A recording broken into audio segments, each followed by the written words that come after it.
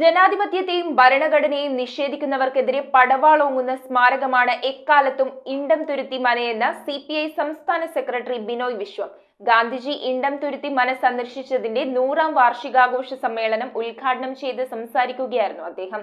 ചെത്തുതൊഴിലാളി union AITSUയുടെ നേതൃത്വത്തിലാണ് പരിപാടി സംഘടിപ്പിച്ചത്. മഹാത്മാഗാന്ധി ഇണ്ടംതുരുത്തി മന സന്ദർശിച്ചതിന്റെ 100ാം വാർഷികാഘോഷ സമ്മേളനം ചെത്തുതൊഴിലാളി യൂണിയൻ AITSUയുടെ നേതൃത്വത്തിൽ ഇണ്ടംതുരുത്തി മനയിലെ CK വിശ്വനാഥൻ സ്മാരക ഹാളിൽ നടന്നു. 1925 മാർച്ച് 10-നാണ് ഗാന്ധിജി ഇണ്ടംതുരുത്തി മന സന്ദർശിച്ചത്. CPI സംസ്ഥാന സെക്രട്ടറി ബിനോയ് വിശ്വം സമ്മേളനം ഉദ്ഘാടനം ചെയ്തു.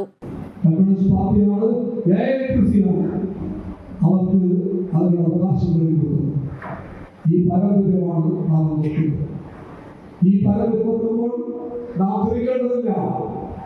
എന്നേക്കുമായി അവർ തോറ്റുപോയിരിക്കുന്നു. അതിലെപ്പോഴും തോൽക്കാതിരിക്കാൻ ശ്രമിക്കുക.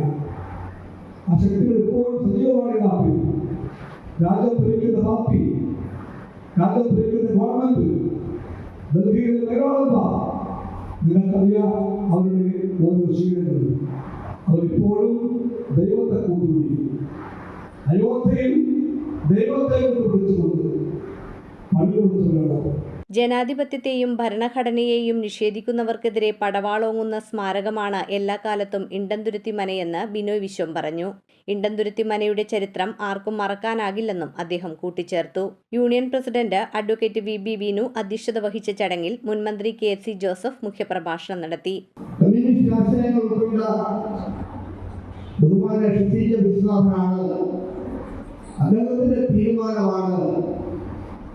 ഇണ്ടംതുരുത്തി മന വാങ്ങുവാൻ സഹായകമായിരുന്നു. ചരിത്രത്തിന്റെ ഒരു ഗതിയിലേക്ക് ആലോചിക്കണം. മഹാബലിക്ക് കടക്കാൻ അനുവാദമില്ലാത്ത ഒരു മന 1964